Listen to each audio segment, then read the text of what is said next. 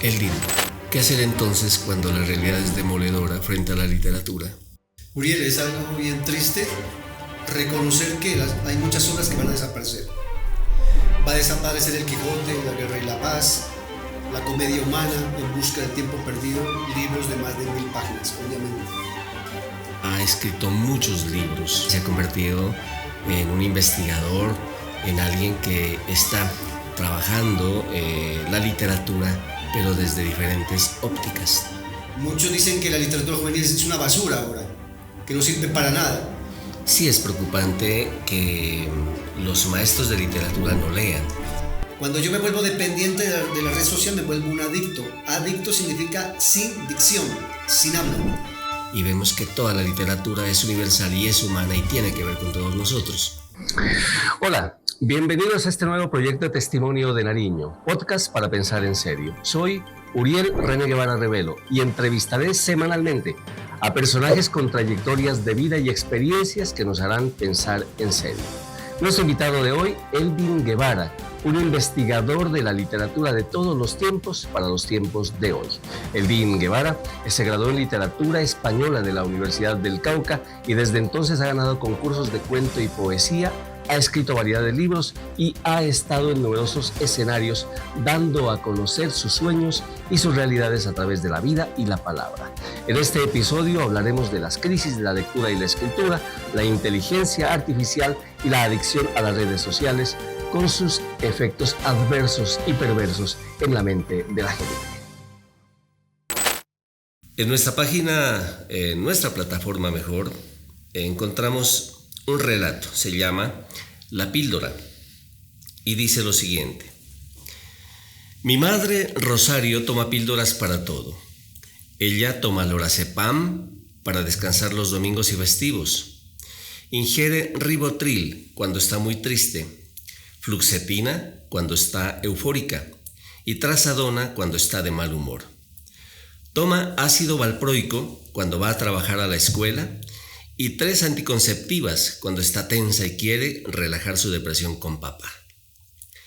Ella también toma haloperidol en los días lluviosos, alprazolam cuando siente celos con las fotos de las modelos que contempla mi padre. Toma amitriptilina cuando Carla usa los jeans muy ajustados. Se toma 5 mejoralitos de una sentada cuando me espía acariciando a Carmen y rebaja con 30 gotitas de levomepromacina, el nudo de pataletas que le dan cuando se le rompe el collar de pepitas que nunca ha podido armar. Nada le hace cambiar la idea de que una píldora con aroma a mentol le erradica la ansiedad que le causa la gripa. Mi madre es toda una profesional en el arte de la mente. Toma diazepam por tomar tantas píldoras. Un día le ofreció a mi padre una quetiapina en los labios, con el disimulo sobrio del rastro que deja la cascada agridulce de un excéntrico beso, y le dijo que se callara la boca porque fueron las malditas píldoras anticonceptivas que él le prohibió tomar las culpables de habernos concebido a Carla y a mí con el gran amor del sin querer. Este relato se llama La Píldora, así se titula. Fue escogido por la editorial Kumala de México para ser publicado en una antología de problemas mentales o de las curas que tienen ahora por problemas de la mente, o es decir, la salud mental. Y el escritor es Eldin Guevara Revelo. Muchas gracias por estar con nosotros, Eldin. Bienvenido a Testimonio de Nariño, a esta entrevista. Muchas gracias, Uriel, por la invitación. Un saludo muy importante porque tienes muchos seguidores y eso para mí es bien satisfactorio, ¿no? Saber de tus triunfos, y un abrazo fraternal a todos los televidentes. Hablemos un poquito de esta editorial Kumala. Kumala es una editorial que está en redes sociales. Está haciendo un experimento con los escritores noveles nuevos, planteando unas convocatorias en distintos temas. Ha tenido que cambiar los géneros porque pues los algoritmos le prohíben. Por ejemplo, de la literatura erótica habla de que es una literatura candente. Creo que es una buena oportunidad para los escritores jóvenes para que puedan darse a conocer con sus obras, sus nombres. El hecho de que haya sido escogido un relato como el que acabamos de leer, ¿qué significa? Significa que me ha dado la oportunidad de sembrar un hito en un cambio de la literatura, en una evolución de la literatura. Hay un libro bien interesante que es de Rosa Montero que se llama El peligro de estar cuerda. Y esta escritora, muy reconocida, habla de aquellos trastornos mentales que han tenido los escritores a través de la historia. Y eso me da a entender que el estrés y la ansiedad siempre han existido, sino que no habían las visiones médicas para poder catalogarlo como un trastorno. Habla de Virginia Woolf, por ejemplo, que se suicidó, y de muchos otros escritores que se han suicidado, y también de la gente normal, ¿no? Aunque no escriba, pero también tiene esos trastornos. Yo pienso que de aquí en adelante los escritores estamos planteando una nueva propuesta que es la literatura empática, donde el escritor se pone en los ojos y en los pies del lector. Esta literatura empática tiene que ver con el humanismo, ¿no? De Carl Rogers, por ejemplo, donde el escritor triunfa cuando puede narrar su pasado, aquellas historias difíciles, hogares disfuncionales, dependencias, adicciones, traumas, separaciones, muchos conflictos que hacen que la literatura se comprometa con un realismo, ¿cierto?, social. Por ejemplo, los escritores rusos como Dostoyevsky, Gorky, Anton Chekhov trabajaron mucho en el realismo, ¿cierto?, el realismo, crearon una escuela. Eso está pasando ahora, ¿cierto? Hay muchos distractores de la literatura romántica, por ejemplo, o el ideal. Pero yo creo que uno debe ser bien honesto y comprometido y empezar a escribir de lo que le ha sucedido. Volviendo al relato de la píldora, pues es un tema aparentemente cotidiano, nada impactante, pero resulta que es impactante por ser expresivamente cotidiano. Esos temas cotidianos, esos de todos los días, cuando se llevan a la literatura se magnifican. ¿Y quién no tiene en su nochero una cantidad de píldoras? ¿Y quién no carga en su bolso una cantidad de píldoras? ¿Y quién mañana, tarde y noche, no importa la edad, pues tiene que estar con la píldora? Antes hablábamos de la píldora porque hacía referencia como la anticonceptiva, ¿no? Esa era la más famosa. Sí. Pero resulta que ahora la píldora se utiliza para todo. La píldora en la política, la píldora en el baile. La píldora es como una herramienta, un utensilio. Una palanca. Sí, es algo que está en la mente, en el corazón y en el calendario de todos los días, todas las horas. ¿Usted cree que hablar de la píldora, de esas que toman las mamás y los papás y las abuelas, incluso todos nosotros, y están comenzando a tomar los niños, pues hace parte de ese quehacer cotidiano que a veces es ignorado por los escritores porque siempre buscan temas trascendentales?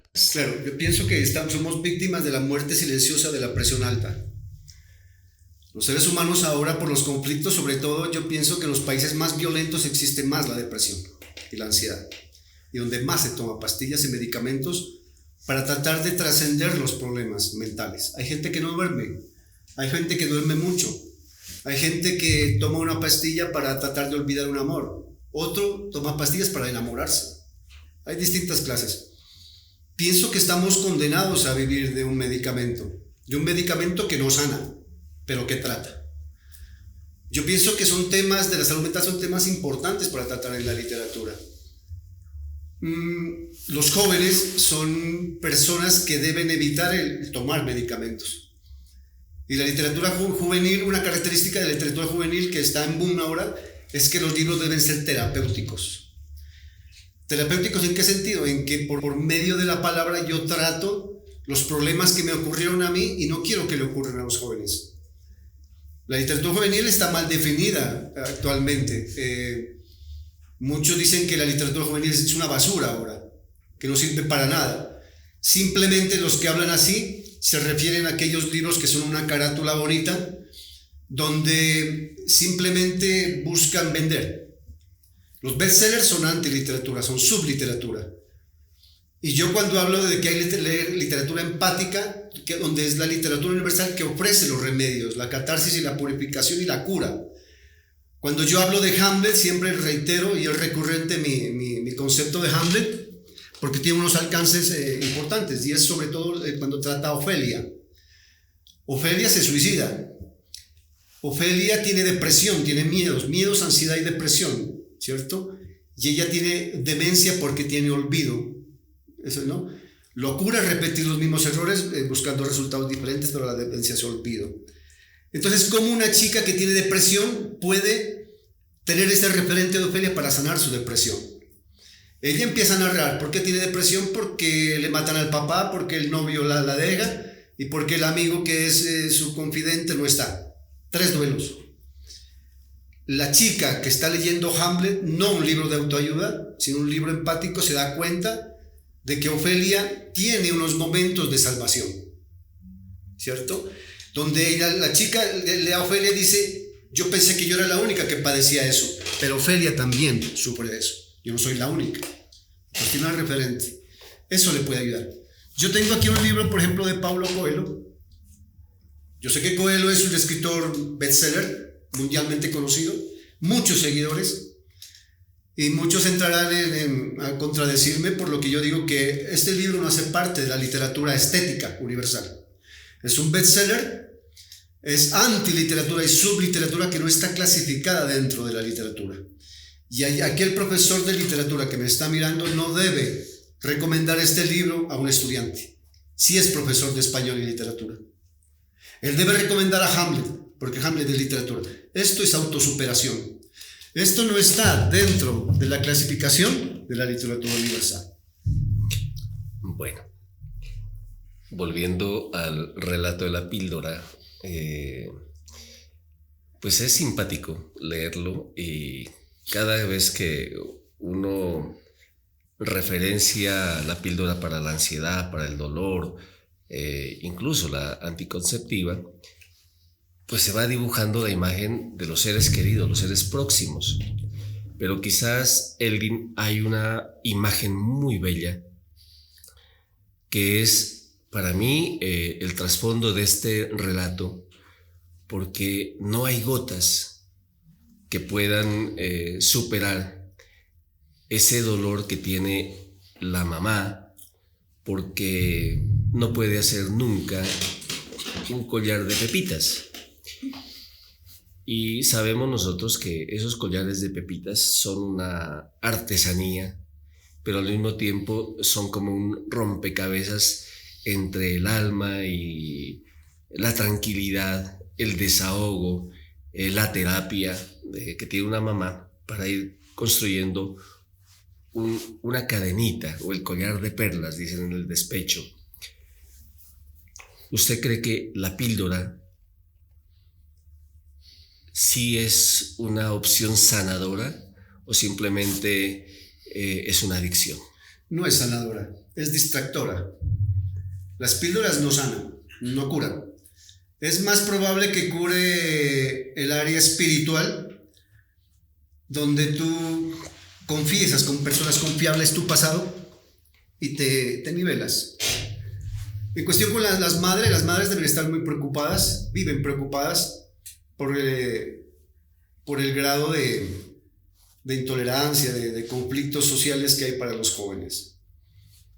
Existen muchos hogares disfuncionales, y sobre todo yo veo donde hay suicidio y depresión y digo, los padres, sobre todo, que son tan fríos y machistas, manejan esta frase, por ejemplo, y dicen, sobre todo los agricultores, los de clima frío, dicen, anda y dale a la tierra con una pala como le das a una mujer. Y después dice, anda y dale a una mujer con una pala como le das a la tierra. Esas dos imágenes, Uriel, significan que muchos padres de familia son aislados del afecto con los jóvenes y no les enseñan, por ejemplo, un abrazo, no les enseñan a amar a los extraños, ¿cierto? Se vuelven muy aislados con los hijos y eso causa estrés y depresión. Que opten al suicidio no siempre es falta de afecto, son muchos duelos, muchos conflictos que los jóvenes no cuentan. Un joven ahorita no confía ni en el padre, ni en el profesor, ni en el psicólogo, no confían en los adultos, confían en los mismos jóvenes. Por eso mi invitación es a los docentes a que trabajen mucho esa parte de la salud mental y que enseñen, y que por ejemplo, mire, cuando una persona está escribiendo, en el hecho de estar escribiendo es una motivación, es como volver a vivir. Aquellos chicos que tengan esos conflictos, pues que traten de motivar en el arte, ¿cierto? En el arte de esos chicos. Por ejemplo, mire, no hay algo tan sanador que las obras de teatro, hacer dramatizar a esas personas, porque al actuar, se están conociendo y saben que son útiles, ¿no?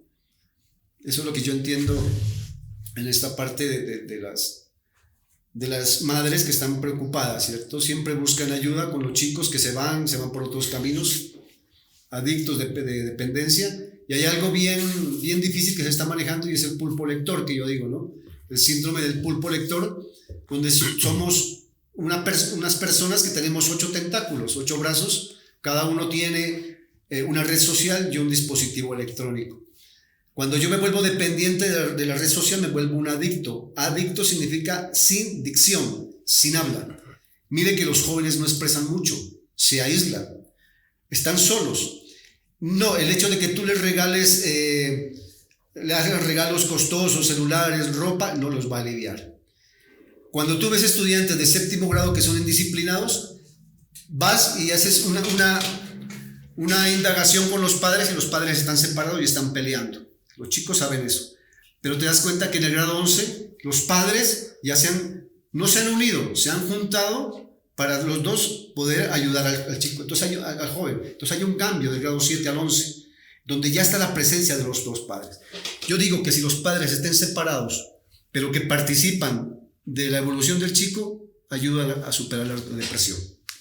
Ustedes, amigos televidentes, pueden consultar en Facebook una página muy bonita donde está Carlos Eldin Guevara y allí van a encontrar los relatos, encontrarán un podcast y encontrarán poesía y toda la producción que Eldin está virtiendo con altísima calidad para todos los lectores. Eldin pues no es una persona que se ha hecho de la noche a la mañana. En todos sus años, su edad, ha tenido muchos estudios, ha escrito muchos libros y además ha obtenido muchos premios, ha ganado concursos de cuento y de poesía en Colombia y también en convocatorias internacionales. Esto le da a él un bagaje muy bonito porque pues toda su formación la tiene en literatura española de la Universidad del Cauca, que es su profesión inicial, pero de ahí en adelante se ha convertido en un investigador, en alguien que está trabajando la literatura, pero desde diferentes ópticas. Todo lo que nos acaba de mencionar es producto de esos estudios. Yo estoy ahorita en la página de Facebook de él y leo Yo Personaje. Dice lo siguiente: quiero confesar que hay días que despierto y me veo con 8 patas como Gregorio Samsa. Me he sentido insensible y ha crecido mi nariz de madera porque he amado de verdad, untado con el perfume de Jean-Baptiste, solo en el primer minuto como Don Juan Tenorio, celos y apegos como Otelo, claro que muchos he tenido. Y he recibido besos a cambio de poemas como Romeo. Pero también me he fingido un loco como Hamlet para despreciar muchas Ofelias. Me confronto a diario con el espejo como Dorian Gray.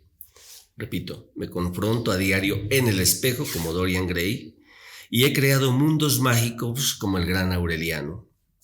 Quasimodo, que veneró el interior de la belleza, ese personaje he sido yo.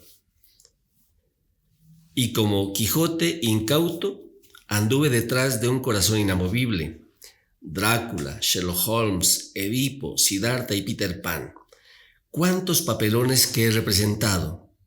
A la espera de mi autor invisible que me escriba otro gran guión. Esto resume su teoría literaria. Sí, yo creo que sí. Yo creo que todo ser humano estamos representando un papel, ¿no? Un papel en la vida. Pero ¿a qué viene todo esto? Yo digo, la literatura que debería ser recomendada por los padres, porque los padres no están leyendo. Los padres están dejando a la deriva a los chicos en esta parte, en la formación. ¿Cómo ayuda la lectura a superar, por ejemplo, el apego a las redes sociales? Yo digo, por ejemplo, hago una publicación en las redes y me estoy pendiente de quién me da un like. Eso es apego ya. Eso es enfermedad, es enfermizo, es patológico. Pero si yo dejo el celular y leo 2 páginas de cualquier libro, van a sentir la sanación mental de una relajación de dejar las redes. Entonces, sí es importante también que los docentes, yo sé que los docentes lo están leyendo. Yo he hecho investigaciones en instituciones educativas y de cada 100 estudiantes están leyendo 6, algún libro. Entonces hay que ser consciente y reconocer que estamos fallando en la promoción de la lectura, incluso los escritores mismos. ¿Yo por qué hago todo esto? Porque yo escribo libros y yo quiero que me lean. Es que es de lógica que alguien escriba, no es para guardar. El que guarda no es escritor. Uno publica para que lo lean y le den una crítica constructiva o no, lo que sea, pero el hecho es que lo lean. Entonces y llamo a la atención a todos los escritores que me están escuchando y viendo para que hagan promoción de sus libros, para que hagan talleres de escritura, que hagan clubes de lectura en los colegios, que vayan y visiten a los colegios y den una charla de la literatura, pero están perdidos. Publican un libro y creen que con ese libro ya son inmortales y no es así. El libro que uno escribe es para darlo a conocer todo el tiempo. Para eso están las redes, aprovechar. Y es algo muy bonito que yo noto en las redes, es que hay mucha, no competencia. Mire que en la literatura se ven muchos malos amigos. Dicen que hay envidias en las redes, que alguien quiere ser más reconocido que otro, que hay endiosamiento y mucha imagen. Puede ser, pero yo me he dado cuenta que en los grupos que yo estoy, la gente es solidaria con el otro. Da comentarios, no he visto que haya críticas hirientes, no hay. Y se están manejando unas buenas propuestas. Veo que hay mucho folclore de cada país y en parte Facebook nos ha ayudado mucho. Muchos criticamos a Facebook, que los algoritmos, pero también nos ha facilitado cosas, sobre todo para conocer culturas de otros países. Entrar en diálogo con personas de otras costumbres, de otra forma de hablar, que también están leyendo, ¿cierto? Están leyendo y ellos saben que lo que yo estoy diciendo es real. O sea, la lectura hace que tú empieces a manejar las 4 habilidades de escuchar, hablar, leer y escribir. Hay varias cosas de lo que nos dice Eldin y que podríamos desprender en interrogantes. Voy a comenzar con varias de ellas. La primera, sí es preocupante que los maestros de literatura no lean.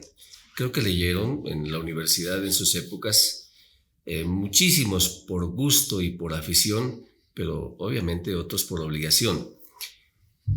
Pero como hay algunos imponderables, sobre todo de la realidad de la universidad, la realidad de las clases, y es precisamente ese choque.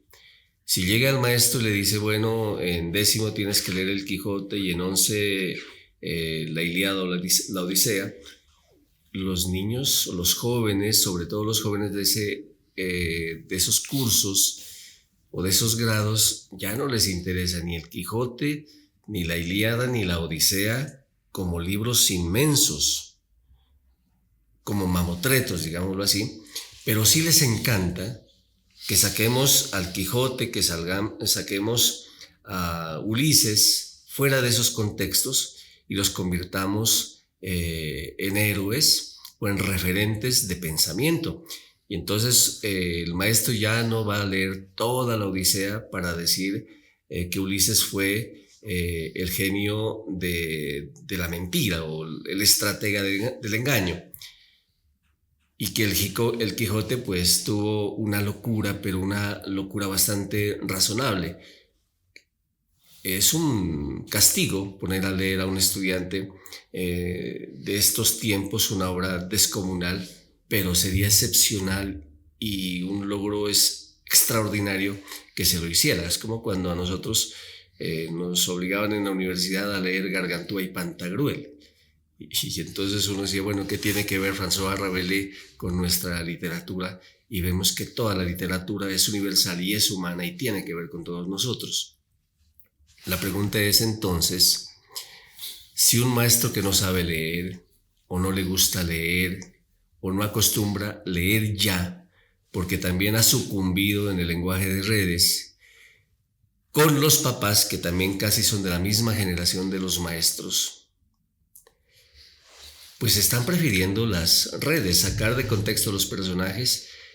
Incluso es una práctica de los medios, porque ya se especializaron en los titulares, en los antetítulos y los subtítulos, porque la gente con eso cree que es suficiente y ya no se va a los contenidos.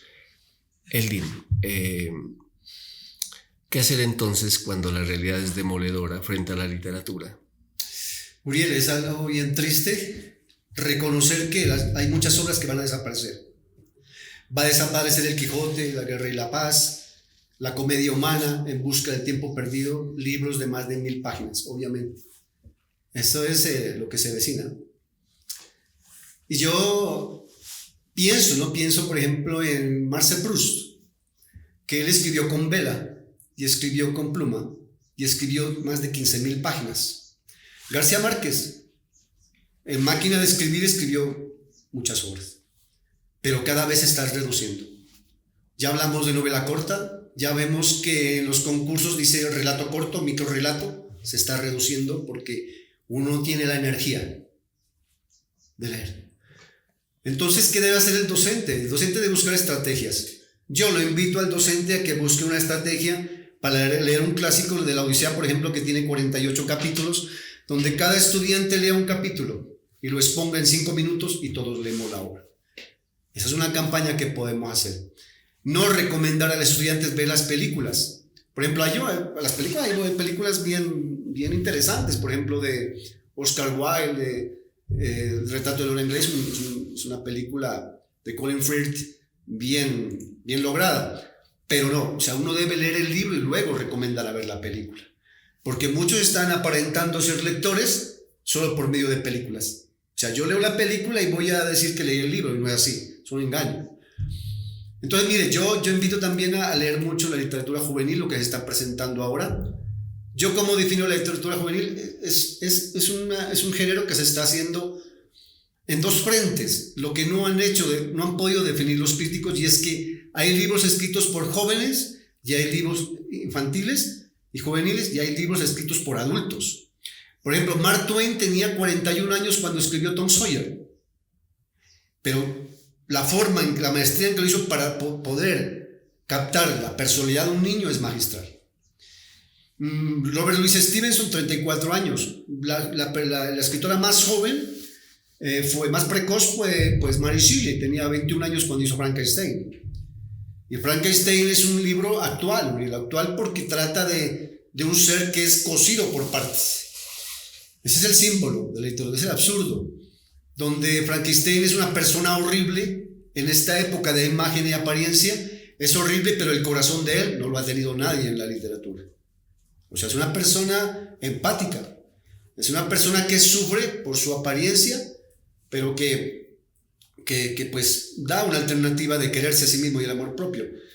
Por ejemplo, yo hablo mucho del espejo, y donde los jóvenes se ven mucho en el espejo, y muchos no se quieren, no se aman, ¿entiendes? Con lo que ven. Esto se llama la dismorfofobia, o sea, esa aversión por sí mismos, donde unas personas en las redes prefieren no publicar nunca su imagen, porque tienen temor de ser rechazados por la imagen. Pero mire que más likes tiene la imagen que un texto ahora, y eso es real. Cuentos Fútbol Club es uno de los libros que ha publicado Eldin Guevara. Y a propósito de espejo, dice lo siguiente: de pie frente al espejo clavado atrás de la puerta, se dio cuenta de pronto que en los últimos 2 días había crecido de una forma desmedida. Hasta creía oírlo de labios del televisor mientras hacía sus ejercicios de estiramiento. Por eso fue de fuerza mayor hacer un cambio. Desplazar el clavo unos 9 centímetros más arriba. Lo ubicaría justo a la altura de su cabeza, aunque lo bajaría unos 2 a la hora de peinarse por si acaso. Prefería empinarse antes que encogerse para contemplar si la línea blanca, que parte el cabello a la mitad, estuviese en buen estado y en correcta posición. Pero ¿por qué no había hecho este cambio un día antes? Le hubiera evitado muchos contratiempos. Ocioso no era, lento tampoco, algo distraído solamente. Defecto suficiente para sacar de circulación el corazón de un stopper por las vías fortuitas de los 90 minutos. En Cuentos Fútbol Club ya habla del espejo. Es el deportista, es el ególatra, el que acostumbra alzar pesas para verse a sí mismo, ver los músculos, lo atlético del cuerpo. Pero, ¿qué pasa por dentro? Bien, yo digo, la otra parte que quería complementar, y es que hay literatura juvenil escrita por jóvenes. Entonces ahí está la diferencia. La literatura infantil es fantasía y la literatura juvenil es imaginación. Pero la literatura juvenil no es solo para jóvenes, es para adultos. Es para adultos. Entonces, y la infantil también. Claro. El Principito. Claro, y tiene la simbología, el psicoanálisis de los cuentos infantiles tiene una connotación para adultos. Por ejemplo, La Bella Durmiente. Dice que llega el príncipe y la besa. O sea, la princesa es una niña, es una mujer dormida. Que pues llega el príncipe y la besa y se convierte en mujer. Es más o menos la relación de La Bella Durmiente. Y así son todos los libros de la literatura infantil. ¿Qué se puede sugerir a las personas que estén escribiendo ahorita? Yo primero les diría que experimenten con la literatura juvenil. Porque va a trabajar como una forma sanatoria, ¿cierto? De sanación con los jóvenes. Hay que trabajar mucho el monólogo. Traje yo también un libro aquí que es bien importante, que se llama El diario de Ana Frank, donde los chicos tienen un diario, así no sea mental, o sea físico o imaginario, pero tienen un diario. Ana Frank fue una persona privada de libertad por los nazis, fue ejecutada por los nazis, pero todo lo que ella narra aquí en primera persona hace de que el escritor de literatura juvenil maneje el monólogo, el yo, ¿qué me pasa? Y a los jóvenes les gusta leer los monólogos, les gusta leer. Hay un problema en la literatura juvenil de que se está acabando con la descripción, porque todo va en acelere, en la rapidez. Ya no hay esas descripciones de antes donde se empezaba a describir desde el pelo, los ojos, la nariz, la boca hacia abajo. Ahora ya no se hace eso. Ya hay un temor muy grande por la literatura, la inteligencia artificial, y lo de García Márquez que está pasando ahora con la película que sacaron de 100 años de soledad. Y tenemos un consuelo, los escritores. Tenemos un consuelo, es que la literatura, la inteligencia artificial no va a poder con la poesía, podrá con la narración, pero llegar a las imágenes de la poesía no es fácil. Bueno, esto de la inteligencia artificial que no podría con la poesía es una noticia alentadora, sobre todo para los amantes de la poesía. A propósito, Eldin, también en Testimonio de Nariño publicamos un artículo escrito por usted y que tiene que ver con la televisación de 100 años de soledad en Netflix, es decir, 100 años de soledad en Netflix, que era algo que nunca quería García Márquez, y eso que García Márquez era aficionadísimo al cine. Y a esto le podríamos añadir también lo que hicieron los herederos, los hijos de García Márquez, al publicar En agosto nos vemos, que tampoco quería que se publique en Gabriel García Márquez. Entre comillas dice: la razón por la cual no quiero que 100 años de soledad se haga en cine es porque la novela, a diferencia del cine, deja al lector un margen para la creación que le permite imaginarse a los personajes, a los ambientes y a las situaciones como ellos creen que es. En cine eso no se puede, porque en cine la cara es la cara que tú estés viendo. La imagen es de tal manera impositiva que tú no tienes escapatoria, no te deja la mínima posibilidad de creación. Es como en tiempos de antes, cuando existía la radio escuchábamos las radionovelas, ahí estaba Calimán, ahí estaba Arandú, estaba todo tipo, hasta las novelas románticas por radio, entonces la gente se imaginaba.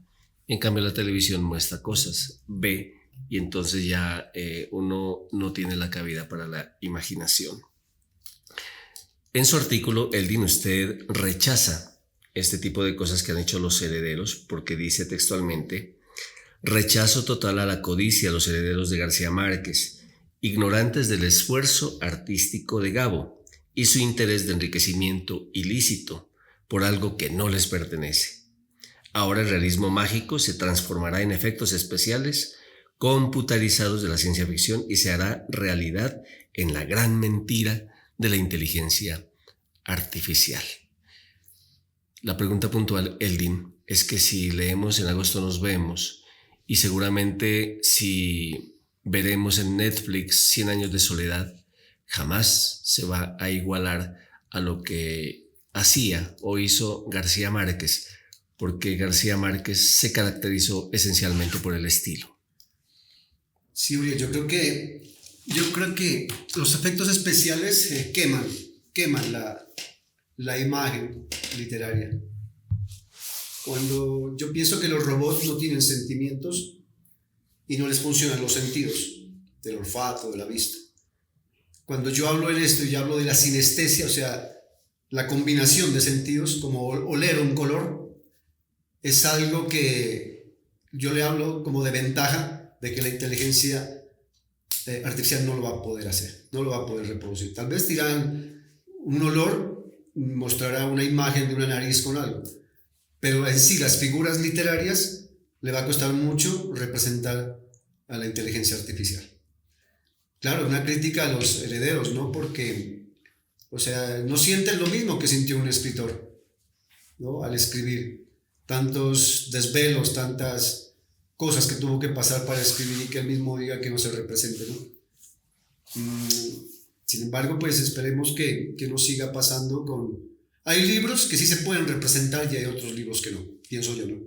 Sobre todo con un realismo mágico, donde vemos que la sangre empieza a subir o que Remedios la bella vuela. O sea, la inteligencia artificial, los efectos pueden representarlo, pero no hay cómo leerlo, ¿no? Sentirlo. Interesante esta reflexión por cuanto en muchas instituciones ya se prefiere que en lugar de leer El Principito pues se lo vean en la película, y en lugar de la lectura pues se utilice el video, y pues siempre va a haber un choque entre el video y el texto, y volveríamos a eso de que la gente a veces se contenta con los titulares más que con los contenidos. La literatura juvenil ha sido una llamada de atención por parte de Eldin a los maestros de literatura, porque según su experiencia, 6 de cada 100 estudiantes estaría leyendo. Pero esa lectura, dígase lo que se diga, si es que existe de alguna manera, hay escritores que lo están haciendo para los jóvenes.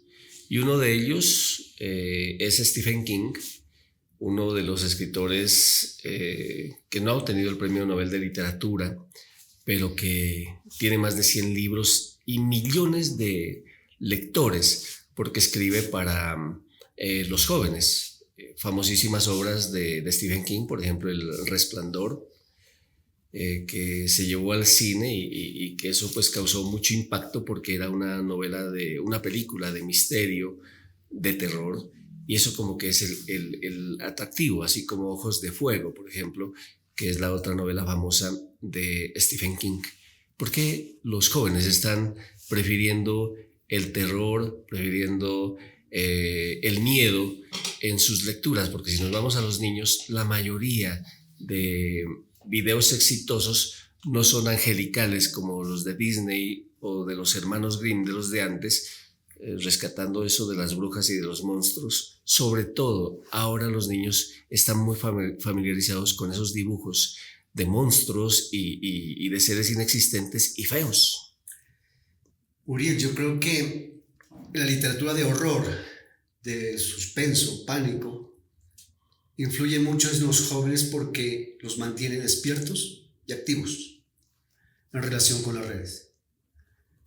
Una forma fácil de explicar es cuando nosotros hablamos de los cuentos de miedos que contábamos con la familia, en la orilla, en la cocina, cuando se iba la energía. Y todos quedamos impactados con esas historias.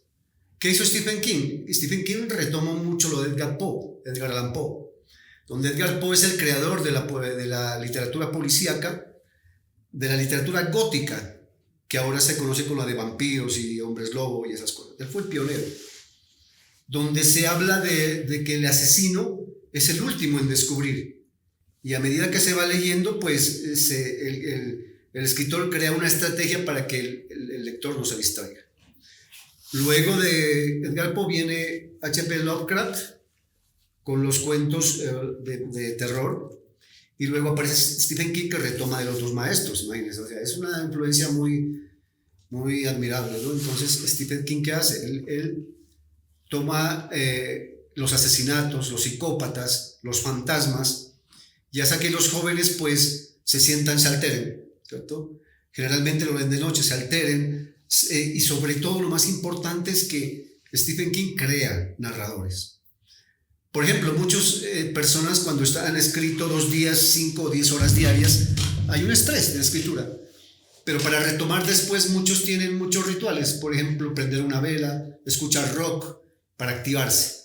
Yo personalmente, ahora que estoy escribiendo una novela, yo cojo un libro de Stephen King y empiezo a leerlo. Porque las imágenes son asombrosas, las que él maneja. Sin embargo, Stephen King no está catalogado también dentro de la literatura universal como que yo decía de Coelho, porque es un escritor de género, un escritor del horror, no más. Mientras que supongamos hablamos de Borges, de García Márquez, de Cortázar, ellos son del realismo social, hablan de los dictadores, de los abusos, ¿cierto? Entonces, ¿cómo entra Stephen King en remediar, ¿cierto?, una necesidad social? Por eso no le han entregado el premio Nobel. ¿Se lo merece? Muchos dicen que sí. 100 libros, maestro de muchos escritores que han sido famosos, que no han escrito en ese género, pero sí es recomendable, como te digo, porque ayuda a crear la coherencia, la cohesión y la sintaxis. Yo hablaba algo hace tiempo de que el mejor escritor en Colombia no es García Márquez. Yo siempre he dicho que es Germán Castro Caicedo, un periodista, porque los periodistas manejan muy bien la sintaxis y la corrección, ¿no?, de la forma de escribir, cohesión y coherencia. Mientras que en la literatura universal el mejor escritor en la forma, no en el contenido, es Stephen King. Entonces, si yo estoy escribiendo, estoy empezando a escribir, leo a Stephen King, lo leo.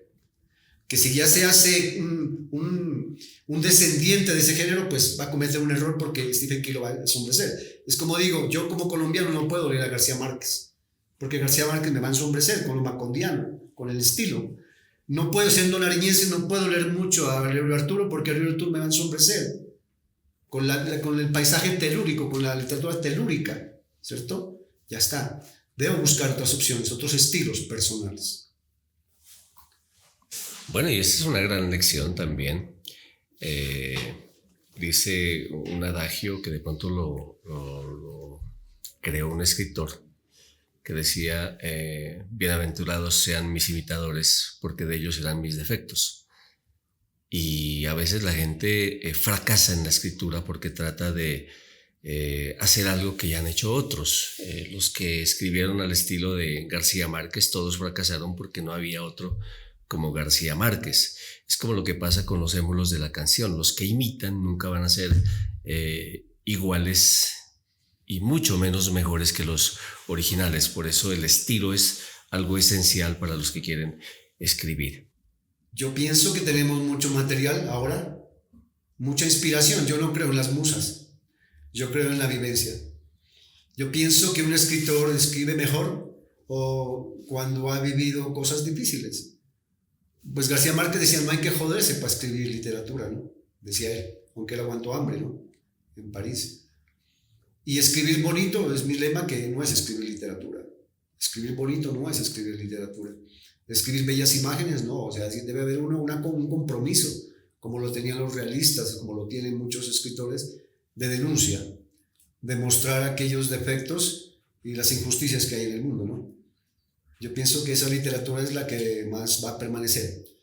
Yo sé que los bestsellers son muy bonitos, tienen buena imagen, buena carátula, mucha fantasía, dragones, enanos, gnomos, bestias, ¿cierto? Que tienen su símbolo.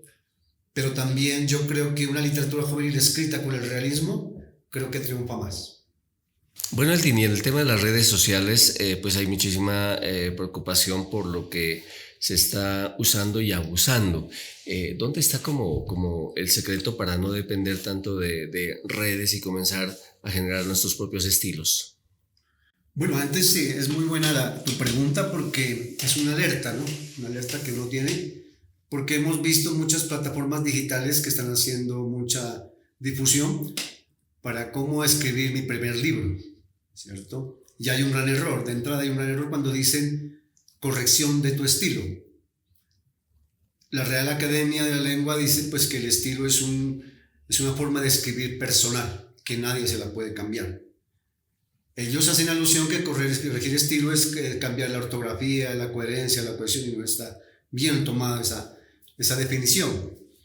El estilo nace desde luego de la lectura que uno haya tenido de varias escuelas literarias, y a partir de eso nace el estilo. Existe una ciencia que se llama la estilística. El Instituto Cara y Cuervo trabaja el estilo y la estilística de las personas, de los autores. Entonces hay que ser muy cuidadosos en eso y no, pues yo pienso que maestros de literatura, para maestros de escritores casi no hay. Hay talleres de escritores, pero uno se hace con la lectura. Definitivamente la lectura es lo más importante para poder escribir. Borges decía, a un escritor se conoce no por los libros que ha escrito, sino por los libros que ha leído. Bueno, y Eldin Guevara Revelo tiene una sorpresa que va a ser tema de otra entrevista. Está preparando un libro muy especial para el rescate de la lectura. Se titula Bookman y está prácticamente en la lectura final y esperamos que a mediados de este año salga a la luz pública y ahí va a aplicar todo lo que en esta entrevista hemos hablado. Bueno, Uriel, sí, Bookman es un proyecto narrativo. Yo no lo clasifico en literatura juvenil, aunque habla de jóvenes, porque puede ser leído por adultos. Es la historia de un superhéroe que se llama Bookman ilusionado al rescate del hábito de la lectura, y es un chico que sufre esa transformación por culpa de un choque eléctrico de un ebook, de un libro electrónico, y él empieza a tener muchas aventuras. Y se viaja por 4 ciudades, la ciudad de los sordos, los mudos, los ciegos y los mancos, donde estos problemas son causados por la falta de lectura. Es un libro pues que va a salir en 1 mes y medio, creo, con una editorial. Y bueno, yo espero pues que tenga mucho impacto, sobre todo en que la persona despierte, ¿cierto? En que se ha dejado la lectura y aparte que la lectura, el hábito se ha ido con la pérdida de muchos valores. Dejar de leer también es perder valores. Entonces yo trato de proponer una idea de rescatar, ¿cierto? Esos valores de tolerancia, por ejemplo, de crítica hiriente hacia las personas, de rivalidades, de políticas que no son muy entendidas, porque yo pienso que ahorita hay mucha rivalidad en la política porque la gente no lee bien y lee solo noticias cortas, simplemente como un sensacionalismo, ¿no? A veces uno no sabe quién tiene la razón y está en medio de 2 manos. Entonces yo quiero es como proponer esa idea de que la persona empiece a leer otra vez. Bueno, esta ha sido una cita con la literatura. Eldin Guevara Revelo nos ha mostrado todo un trabajo en torno a esta propuesta literaria con base en sus estudios y nos obliga muchísimo a reflexionar. Fundamentalmente que los profesores de literatura vuelvan a leer, que los padres de familia que aman a sus hijos vuelvan a leer y que juntos, hijos y estudiantes, puedan construir un mundo distinto a partir de la literatura. No hay que olvidar que a partir de la literatura, a partir de la educación, está prácticamente la resurrección y por eso esto es lo que a nosotros nos debe quedar en el corazón. Eldin, su mensaje final. No, mi mensaje final es invitar a todos a que hagamos una contribución, ¿cierto? En la sociedad, digo yo, ¿no? y ayudar a recuperar el hábito de lectura que se está perdiendo totalmente. Y también hacer un llamado a esas plataformas digitales que están socavando con la inspiración, con la calma de poder escribir. Muchas gracias por estar con nosotros. Un saludo a nuestros televidentes e internautas. Soy Uriel René Guevara Revelo. Hasta una próxima entrevista. Podcast para pensar en serio con Uriel René Guevara Revelo.